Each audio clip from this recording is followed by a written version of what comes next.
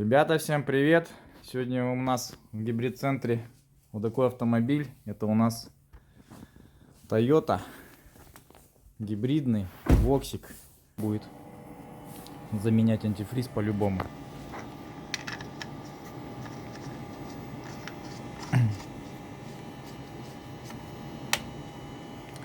Что еще? По моторному маслу посмотрим. Масло свежее залито, хорошее, видать, какое-то. По машине ни одной ошибочки нету, все блоки чистые. Вот. Короче, здесь вопрос только к антифризу и к обслуживанию автомобиля.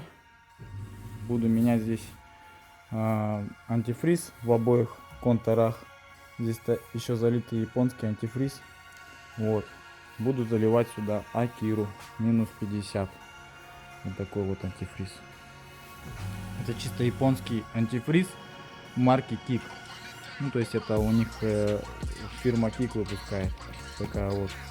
В общем, антифриз себя хорошо зарекомендовал. Такой же, как TCL.